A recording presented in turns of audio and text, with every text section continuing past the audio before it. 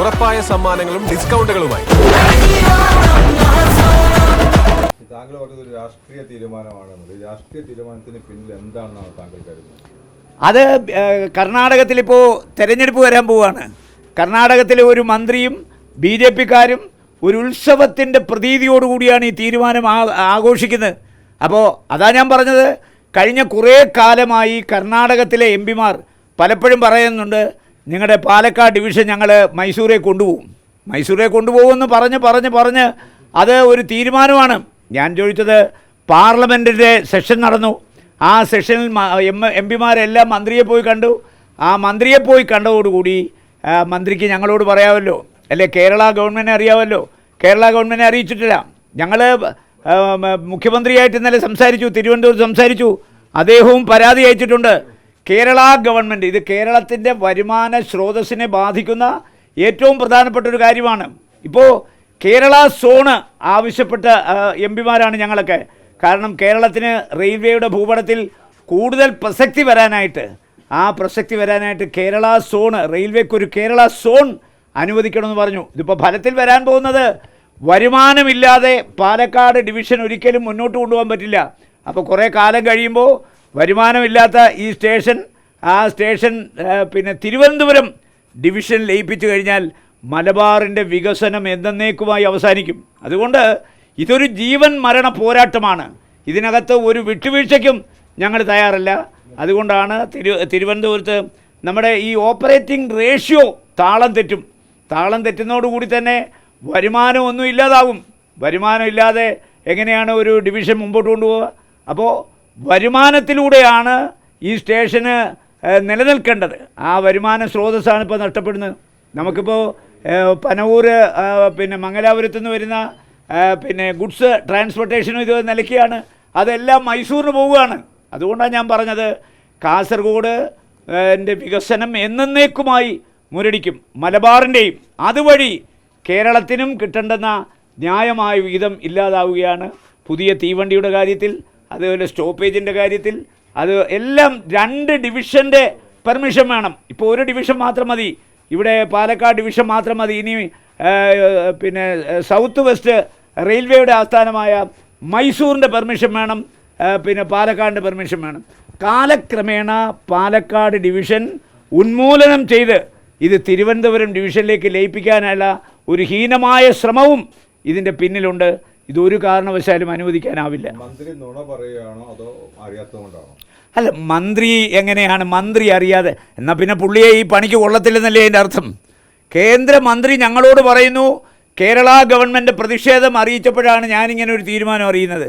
M പിമാർ മുഴുവൻ, കേരളത്തിലെ എം പിമാർ മുഴുവൻ, രാഷ്ട്രീയ കക്ഷി ഭേദമേന്യ എല്ലാ എം പിമാരും മന്ത്രിയെ ബന്ധപ്പെട്ടപ്പോഴാണ് മന്ത്രി അറിയുന്നത് ഇങ്ങനെ പാലക്കാട് ഡിവിഷൻ വെട്ടിമുറിച്ച് പിന്നെ ഉള്ളാൾ മുതൽ മംഗലാപുരം വരെ സൗത്ത് വെസ്റ്റ് റെയിൽവേയുടെ ഭാഗമായ മൈസൂർ ഡിവിഷനിലേക്ക് മാറ്റുന്നവരെ ഞാൻ അപ്പോഴാണ് അറിയുന്നത്. ആ തീരുമാനം വളരെ ദുഃഖിപ്പിക്കുന്നതാണ്, ഞെട്ടിപ്പിക്കുന്നതാണ്. അത് പുനഃപരിശോധിക്കാവുന്നതാണ് മന്ത്രി പറയുന്നത്. പക്ഷേ അത് ഞങ്ങൾക്കൊരിക്കലും വിശ്വസിക്കാനാവില്ല. കേന്ദ്ര റെയിൽവേ മന്ത്രി അശ്വിനി വൈഷ്ണവ് അറിയാതെ ഒരിക്കലും ഈ തീരുമാനം വരില്ല. ഇത് റെയിൽവേക്ക് മാത്രമായിട്ട് എടുക്കാൻ പറ്റില്ല.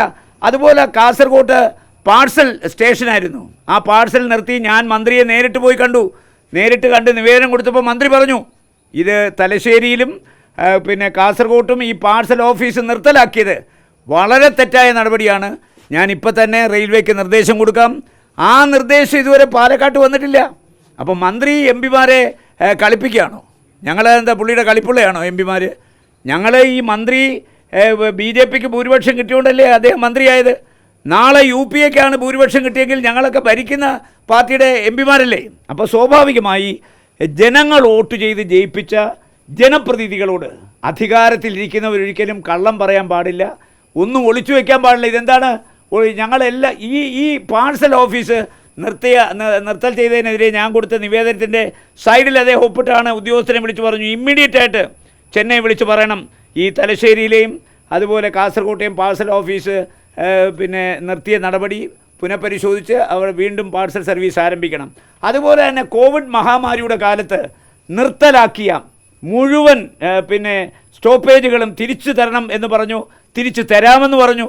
തരുത്തില്ലെന്ന് പറഞ്ഞാലാണല്ലോ ഞങ്ങളിങ്ങനെ മന്ത്രിയുടെ ഓഫീസിൽ കയറി ഇറങ്ങി നിരങ്ങുകയാണ് ഈ സ്റ്റോപ്പേജിന് വേണ്ടി. മാത്രമല്ല ഈ ഓണക്കാലം മലയാളികളുടെ ദേശീയ ഉത്സവമാണ്. അതുപോലെ മംഗലാപുരത്ത് നിന്ന് കൂടുതൽ തീവണ്ടികൾ ആരംഭിക്കാൻ വേണ്ടി നിവേദനം കൊടുക്കാൻ ഞങ്ങൾ പോയി. ഞാൻ മന്ത്രിയെ കണ്ടു, നിവേദനം കൊടുത്തു. ഇതെല്ലാം പരിഗണിക്കാമെന്ന് പറയുന്നതല്ലാതെ അപ്പോൾ പോലും ഞങ്ങൾ വിവിധ ആവശ്യങ്ങളുമായി എംപിമാർ അദ്ദേഹത്തെ സമീപിച്ചപ്പോൾ ഇങ്ങനെ ഒരു തീരുമാനം എടുത്തിട്ടുണ്ട് എന്ന് ഞങ്ങളെ അറിയിച്ചിട്ടില്ല.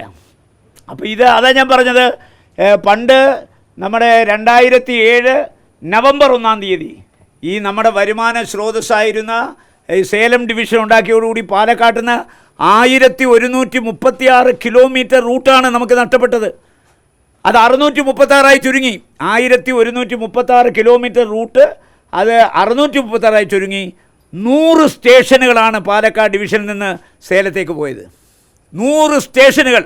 അതാ ഞാൻ പറഞ്ഞ ഏറ്റവും പ്രധാനപ്പെട്ട സ്റ്റേഷനാണല്ലോ കോയമ്പത്തൂർ, ഈറോഡ്, സേലം, കരൂർ, തിരുപ്പൂർ, നീലഗിരി. ഇതെല്ലാം വരുമാന സ്രോതസ്സുള്ള സ്റ്റേഷനുകളാണ്. ഇതെല്ലാം പോയി പാലക്കാട്ട് നിന്ന് സേലം ഡിവിഷൻ പോയി. കിലോമീറ്റർ റൂട്ട് പോയി. 1136 കിലോമീറ്റർ റൂട്ട് 636 ചുരുങ്ങി. അപ്പോൾ പാലക്കാട് ഡിവിഷൻ്റെ പ്രസക്തി 2007 തന്നെ അവർ കുറച്ചു. ഇപ്പോൾ പാലക്കാട് ഡിവിഷൻ നിലനിൽക്കുന്നത് മംഗലാപുരം പനവൂർ പോർട്ട് കൊണ്ടാണ്. അവിടുന്നാണ് കൽക്കരി, അവിടുന്നാണ് രാസവളം, അവിടുന്നാണ് പെട്രോളിയം ഉൽപ്പന്നങ്ങൾ ട്രാൻസ്പോർട്ടേഷൻ നടത്തുന്നത്. അത് ഉള്ളാടുന്ന അങ്ങോട്ട് പനവൂർ ജംഗ്ഷൻ, മറ്റേ മംഗലാപുരം ജംഗ്ഷനും മംഗലാപുരം ടൗണും, അതുപോലെ നമ്മുടെ ഗുഡ്സ് സ്റ്റേഷനായ പനവൂർ സ്റ്റേഷൻ അടക്കം ഇപ്പോൾ മൈസൂർ ഡിവിഷനിലേക്ക് പോയതോടുകൂടി ഇനി 600 കോടി രൂപയാണ് പ്രതിവർഷം പാലക്കാട് നഷ്ടപ്പെടാൻ പോകുന്നത്. വരുമാനമില്ല എന്ന പേര് പറഞ്ഞ് ഈ പാലക്കാട് ഡിവിഷൻ ഉന്മൂലനം ചെയ്ത് അത് തിരുവനന്തപുരത്തേക്ക് ലയിപ്പിക്കാനുള്ള ഗൂഢശ്രമത്തിൻ്റെ ഭാഗമാണ്. എന്ന് പറഞ്ഞാൽ കേരളത്തിൽ നിന്ന് BJPക്ക് ഒരു ഗതിയും കിട്ടത്തില്ലെന്ന് കണ്ടുകൊണ്ട് കേരളത്തെ ഉപദ്രവിക്കുക, അടുത്ത തെരഞ്ഞെടുപ്പ് വരുമ്പോൾ കർണാടകം പിടിച്ചെടുക്കാനുള്ള ഒരു ഗൂഢതന്ത്രത്തിൻ്റെ ഭാഗമാണ്. ഇപ്പോൾ അതുകൊണ്ടാണല്ലോ കർണാടകക്കാർ കേരളത്തിൽ നിന്ന് പിടിച്ചെടുത്തു എന്നാണ് പറഞ്ഞത്. ഏതാണ്ട് ഉക്രൈനും പിന്നെ റഷ്യയും തമ്മിൽ നടക്കുന്ന യുദ്ധത്തിൽ അതിൻ്റെ ഭാഗങ്ങൾ പിടിച്ചെടുത്തു എന്ന് പറയുന്ന പോലെയാണ് ഒരു മഹാകാര്യം ഇന്ത്യ ഭരിക്കുന്നവർ ചെയ്തു എന്ന് അവകാശപ്പെടുന്ന. എന്താണ്, ഒന്നിനെ കൊന്നിട്ടാണ് ഒന്ന് നേടിയെടുക്കുന്നത്. അപ്പോൾ പാലക്കാട് ഡിവിഷൻ കേരളത്തിൻ്റെ ഏറ്റവും പ്രധാനപ്പെട്ട ഡിവിഷനിലൊന്നാണ്. അത് മലബാറിന് മാത്രമല്ല, കാസർഗോഡ് മാത്രമല്ല, കേരളത്തിന് തന്നെ വളരെ പ്രധാനപ്പെട്ട ഒന്നാണ് മലബാർ ഡിവിഷൻ. അതുകൊണ്ട് പാലക്കാട് ഡിവിഷൻ വിട്ടുള്ളൊരു കാര്യത്തിനെക്കുറിച്ച് ഞങ്ങൾക്ക് സ്വപ്നത്തിൽ പോലും ആലോചിക്കാനാവില്ല.